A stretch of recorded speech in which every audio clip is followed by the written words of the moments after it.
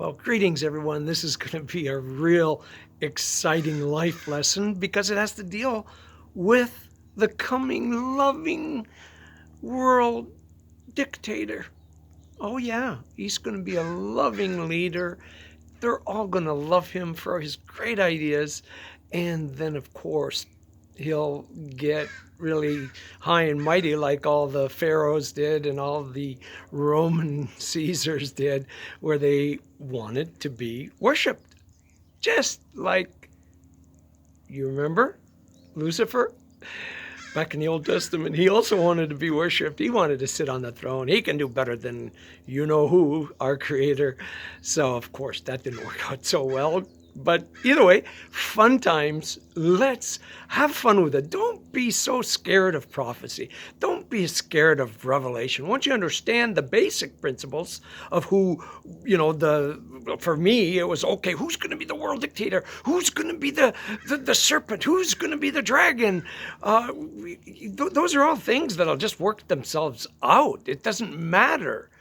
It matters that you understand the basic principles of prophecy. And Jesus, when he was around 2,000 years ago, made it very clear that, hey, in the last days, this is exactly what's going to happen. And he called it the end of the age. So let's just discuss it casually. No, it doesn't matter who the world dictator is. It doesn't matter, right? It only matters that you're prepared for it and ready. And it's as simple as this. Are you ready for this? Okay, here we go. The reality is, one key understanding, to prophecy and the prophetic knowledge is to know that everything revolves around the country of Israel. Prophecy can only be fulfilled if Israel was a nation. So the last major prophecy that was fulfilled was in 1948 when Israel became a nation. From all four corners of the world, the Jewish people came back to their original homeland. And then, of course, in 1967, after the Six-Day War, it was ratified and that Israel was a legitimate state. Israel is a nation once again after almost 2,000 years of being dispersed all over the world. Now that this prophecy is completed, it is wide open for Jesus to come and get his chosen children. There are no more prophecies left to be fulfilled before the being caught up in the air, the uploading into the clouds, if you will. What Jesus said to his followers also applies to us today as well. Jesus said, I've told you ahead of time, it shall be like this in the last days. He's such a loving creator. He tells ahead of time. He knows the future from the past, and he knows a million years from now what's going to happen. He's just that way. In our finite minds, we can't understand that, but he does. He's fully aware of what's going to happen, and so he wanted to share with us as much as the disciples and we now can handle, because you can't handle the truth. So either way, Jesus, he's our creator. And so this obviously means now we are more than ever closer to his coming. Jesus was talking about our current time, living in the last days at the end of the age. Wow, that's how loving our Maker is. He tells us always ahead of time and what's going to happen on the earth on the divine timeline. We can never accuse him of being unfair or keeping us in the dark. We cannot ever blame Jesus and ask, why didn't you give us a heads up on the conditions of what will be in the last days in the 2020s? Oh, I love it. Well, he did tell us. He completely laid it out in specific details, in simple terms that everyone would understand. In Matthew 24, he said, to those who believe will see me coming in the air, for as lightning that comes from the east and visible even to the west, so shall the coming of the Son of Man be.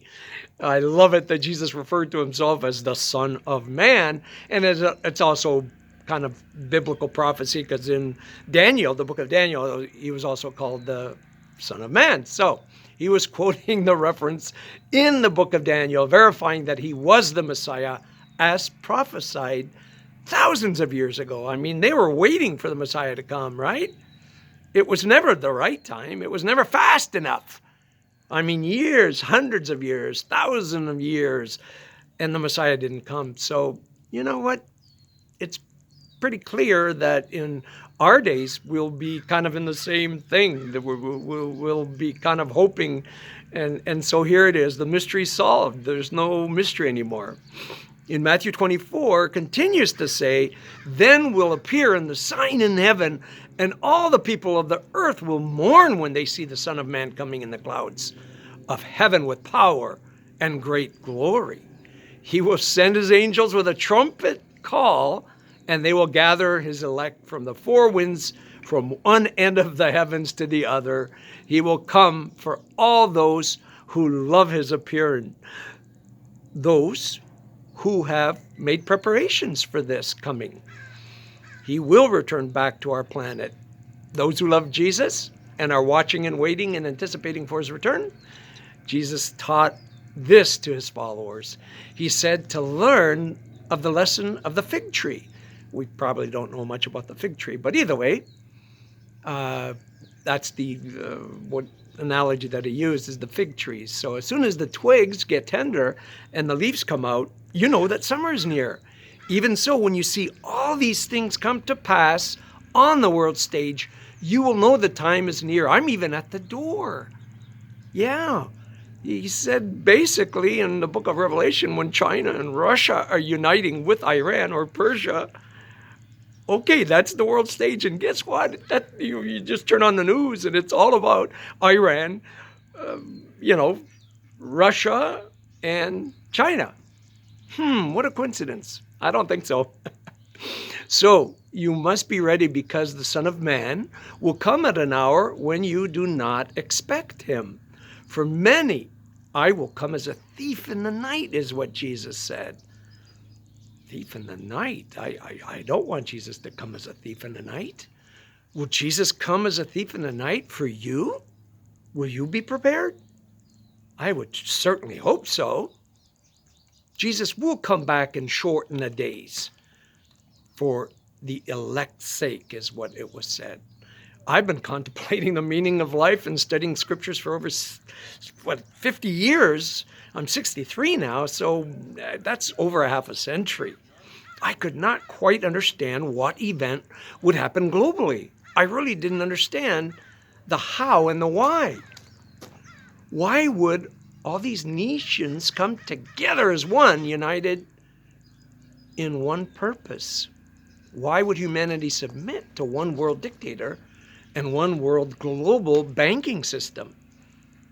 What would be the worldwide catastrophe that would have to come to pass? What would strike this fear in men's hearts? What would cause this anxiety to all nations of the world? It would have to be fear, because only fear will cause mankind to allow itself to be enslaved to a world dictator or the system of control, whatever that is. He will be selling a false hope, mind you, the lie of protection under the safety and security of the new world system. And we do have to understand that the prophecy is really a banking prophecy. It's just that simple. It's not who the Antichrist is and who the dragon is and who gives the power to who, and is it the Pope? Who is it? All of that is just not worthy of spending a bunch of time, because the reality is that Jesus said that the chaos will be at the end of the age, and here we are in the chaos. So, what is this event that will cause all this fear? I was thinking, and then all of a sudden, bang, the answer came. The event is so real to me now and very obvious, and it will be to you too. The biblical word for pestilence is that event. So then pestilence is that event. In Matthew 24, it clearly says that the sign of just before his coming, that there will be a great increase in earthquakes, famines, and pestilence, and tsunamis, and this catastrophe that will unite the world to come together as one. Kind of curious, isn't it? We're We're experiencing all of that right now. So you can't even spiritualize it and say, oh, no, Jesus could come 200 years from now. Well, not really, because from the time that Israel became a nation, which was like 1948, it pretty clearly says this, will not come to pass. That, that generation will not pass away. Jesus will come. So here we are, expecting and waiting. We're that generation. So pestilence and famines are the fear factors. They will be united in a front to the world to find a global cure for these pestilences. A worldwide test on all of us peasants.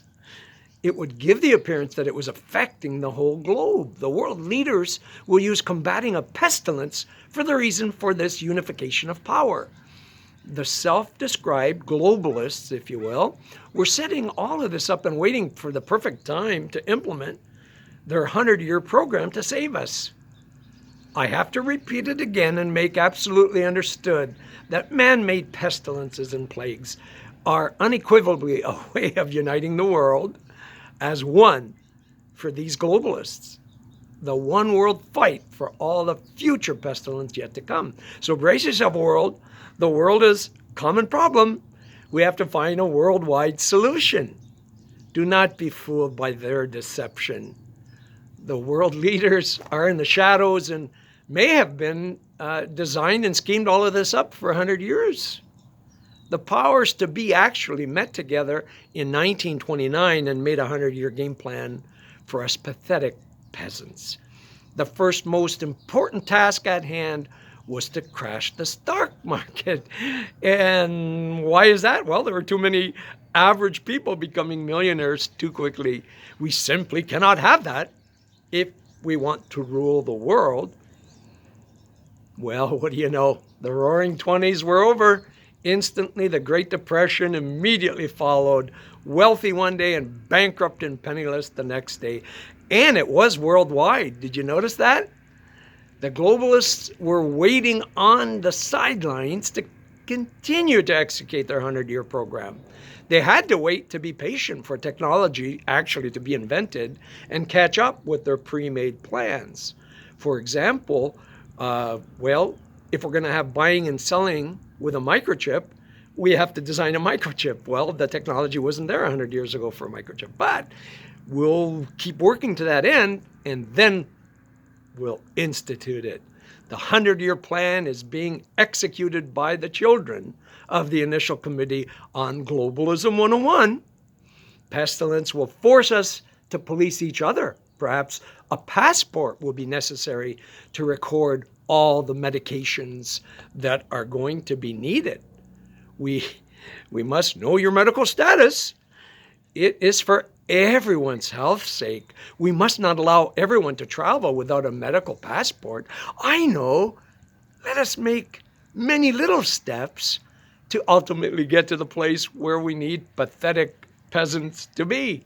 The peasants will not resist or question us in any way if we enslave them gradually. Get it? It has to be gradual. If we, the global leaders, gradually show them the path to their enlightenment, we cannot force them at all at once. World domination and control says that always have many layers and stepping stones to achieve control over the nations of the world. First, we have to divide them against each other. We will create the chaos, and then we will offer them a solution to help them be more unified. They will have to be overseen directly and controlled. The world's money supply needs to be controlled. So we will take care of that, the globalists say. Scriptures record that eventually, in the last days, there will be a one world banking system. Hello, banking again. Not who the Antichrist is, but once that banking system is in place, that is a major prophecy, of course, after Israel becoming a nation in 1948. So then scriptures, they record that and the ability to purchase with a microchip and using electronic digital currency. When that technology is invented, it will usher the end of the age. We are there now. Just take a look at your ATM cards. the debit cards, credit cards. Take a peek at them. What do you see? You see a microchip processor. When did the bankers sneak that in, huh? You may not even be aware of it because it was all part of the gradual game plan. Actually, through credit cards, we have been using digital currency already for many, many years now. Did you notice that recently there's been a dramatic change in how they address the nations? We are now being addressed as global citizens. We will start hearing more and more about the coming years how people will be getting global citizen awards. How we all need to be globally and socially conscious. We must take care of Mother Earth. Who can fix our new world problems? Who can save us? God only knows what things that they will conjure up so that they will save our planet and we can do it together. Definitely, they will be using the latest digital biochip technology available. This will be a great place to start with their dominance and control over you. A benefit of planting a biochip in your body will be that you can buy and sell with greater ease. This will make life so much easier. You just walk into a grocery store, take your purchases, and boom, boom, cha-ching, it's paid for. And you didn't have to pull out any cash. It's all digital. I love it. I mean, it just can't be any more simple than that. The new worldwide banking system will be implemented. Now that the globalists have patiently waited for our current technology to be invented, the biochip technology did not exist 100 years ago, but now does exist. And there is going to be a reset in 2030. So the powers to be are telling us that there will be a financial global reset where everything will be digital currency. 2030, look at that. That's just a few years away. We are living in this, baby. We are in the end of the age, the end times. This is it. What Jesus said 2,000 years ago is completely coming to pass. Everything to the detail. Buying and selling with a microchip.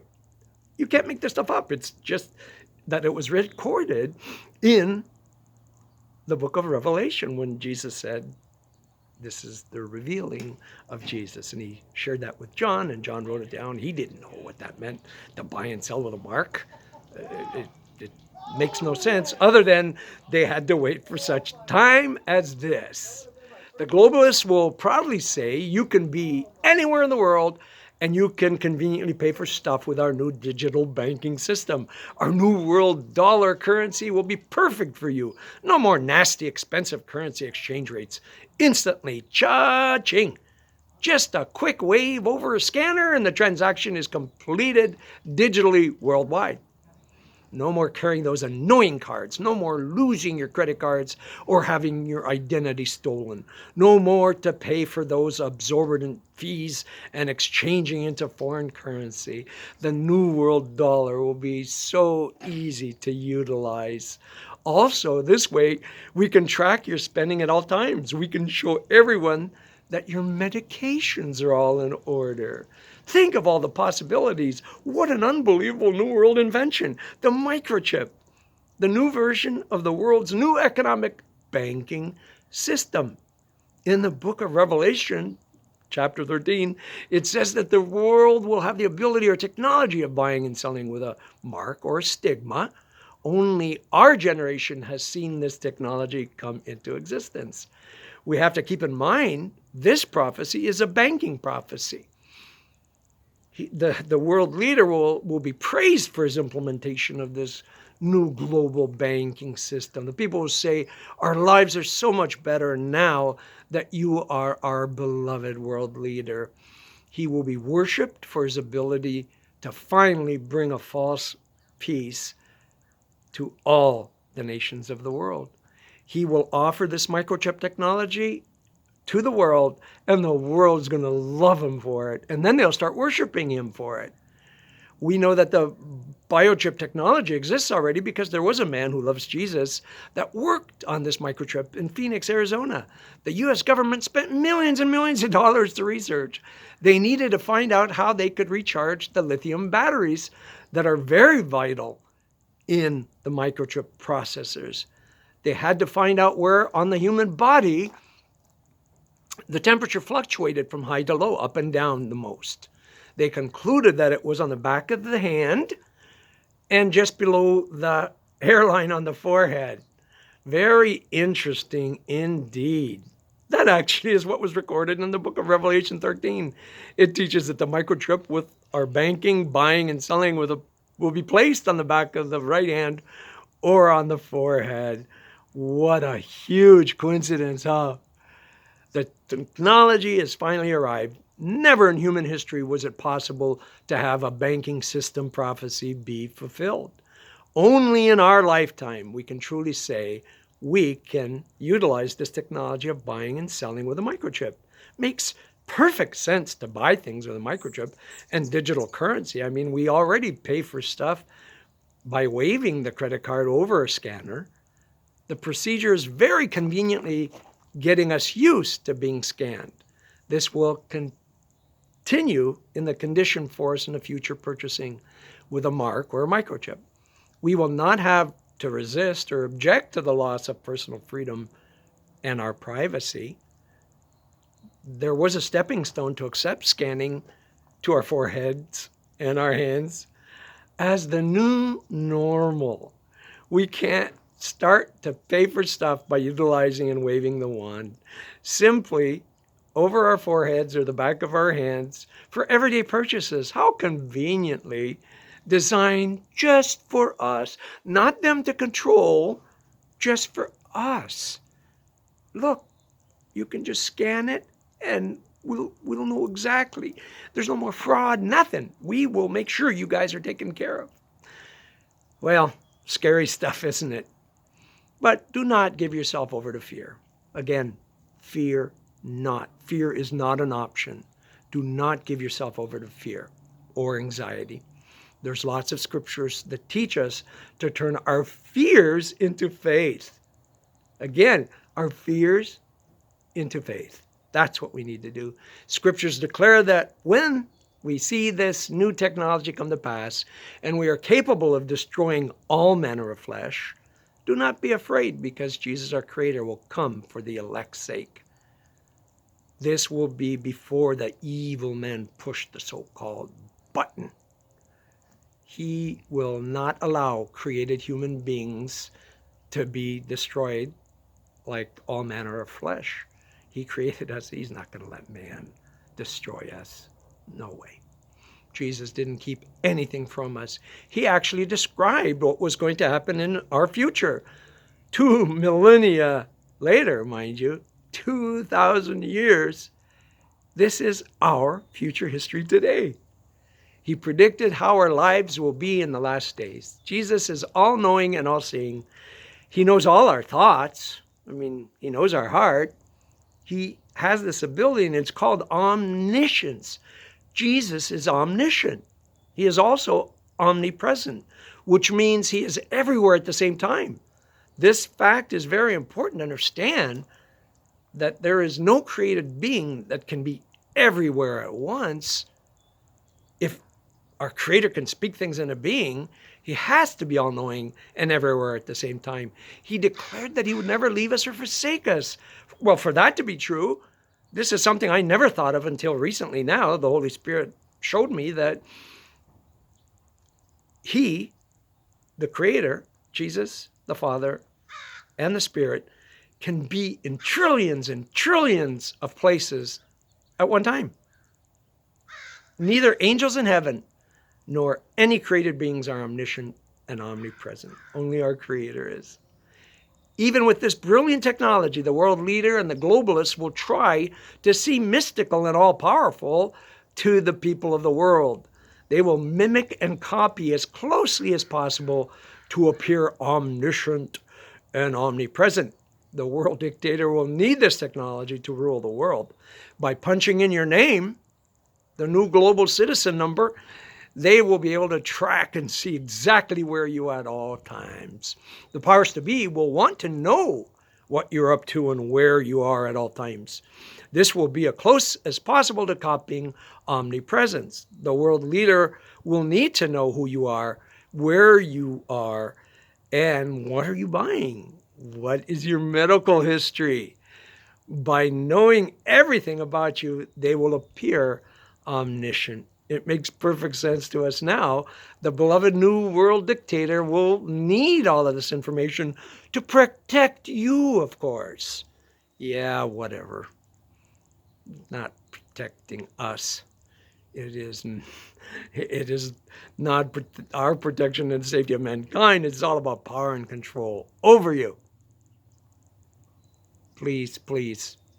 There's absolutely no need to panic or fear, my friends. It would appear that the lovers of Jesus will be uploaded into the clouds in chapter 4 of the book of Revelation. Jesus tells John, come up here. Let me show you what will take place next. After we're taken up, all hell breaks loose on earth. The prophecy in the book of Revelation 13 declares that the focus will be on the worship of this new world leader. Doesn't matter who the world leader is. Doesn't matter if the Pope's involved. It doesn't matter who the dragon is. It just says that the world leader will say, hey, you better worship me. This will serve as a way of showing him respect and gratitude for his leadership. The prophecy then continues to say that those who are left on earth should not bow down and worship any man. They are to worship only Jesus. Jesus was completely aware of all the future events. He knows our future, and we do not have to be deceived by this coming new world leader, dictator, and his new banking system. We should only pledge our love and allegiance to Jesus. In Revelation 3, it declares that to the one who overcomes, I will grant the right to sit with me on my Father's throne.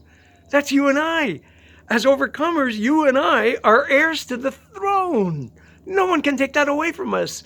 Neither depth nor height, anything on planet Earth can take that away from us. We will rule and reign with Jesus on his Father's throne. Neither depth nor height, nor powers, nor death, nor life, or anything else in all of creation will be able to separate us from the love of Jesus. What a beautiful promises in the Bible. The scriptures are very clear that Jesus wants to use us in sharing his promises to fellow man and woman. He chooses us to have the privilege to be a part of increasing the population in the kingdom of heaven. Why would he use us? He doesn't need us at all. But he chooses to let us have that blessed hope of sharing with someone else what Jesus did for us and then bringing them to heaven as well. Wow, majestic is Jesus' ways. So then let's be diligent in spreading the good news. Let us bring as many with us as possible to the meeting in the air. For those of us who love Jesus, very soon we will be uploaded into the clouds. It is very important and vital for us to understand the times and the seasons that we are living in. Our generation is living in the end of the age. Our generation will not pass away. We cannot be distracted with so many of the serious and deceptive things that are going on right now. It doesn't matter what nations and what politicians are saying, doing, and not doing globally. I mean, if I had my choice, I'd defund the politicians. That's probably our best bet and start all over again, but it's too late for that. It's already in place. Things are already working, so we just need to have faith. Turn your fear into faith, remember? Turn your fear into faith. We have to be like army-strong soldiers. As soldiers of the light, we need to lock arms and share the good news with every opportunity that would come our way. All the prophecies have already come to pass.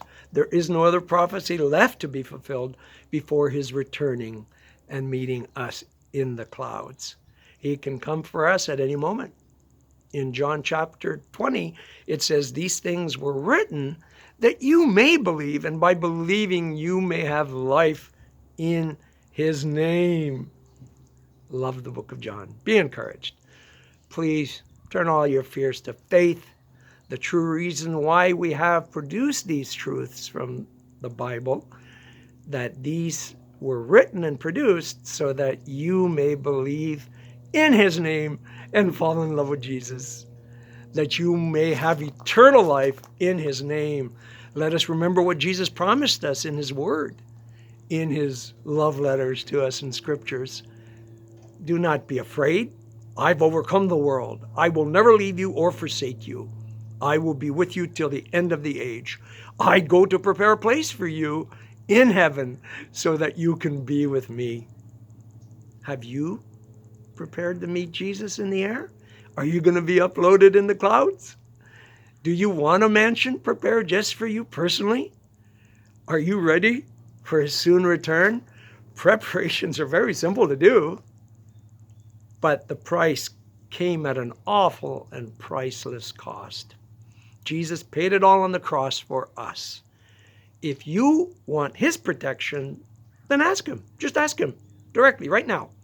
You may ask by speaking to Jesus by faith in your heart. Make a personal commitment by saying, Jesus, I pledge my love and life to you. Please forgive me of all that I've done wrong. I repent and turn away from all my sins. I choose to receive your gift of love. Thank you for your forgiveness. I commit my life and my soul into your hands. I would like to start a passionate and personal relationship with you.